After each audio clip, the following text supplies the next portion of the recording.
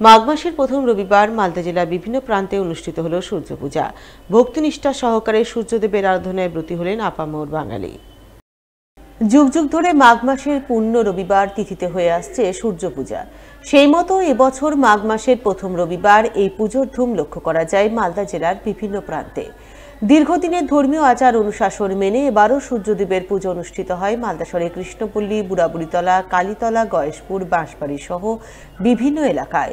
প্রতিটি এলাকাতেই ভক্তিমতী মহিলারা ধর্মীয় আচার অনুশাসন মেনে সূর্যদেবের পুজোয় ব্রতী হন। সন্তান সন্ততি সহ পরিবারের মঙ্গল কামনা করেন।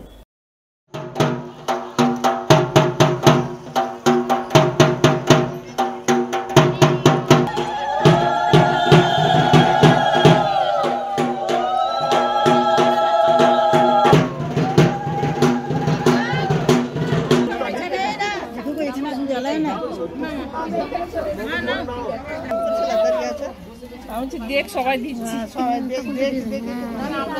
অনিতা ঘোষ কাশ্যপত্র।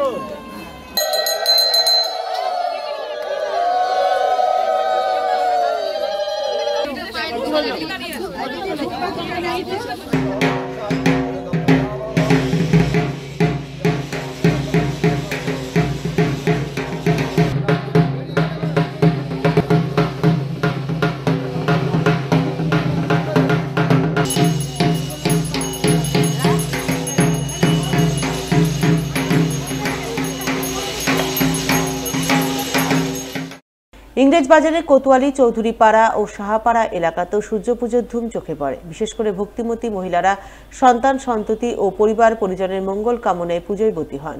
শুদ্ধ চিত্তে সূর্যদেবের প্রার্থনা করেন।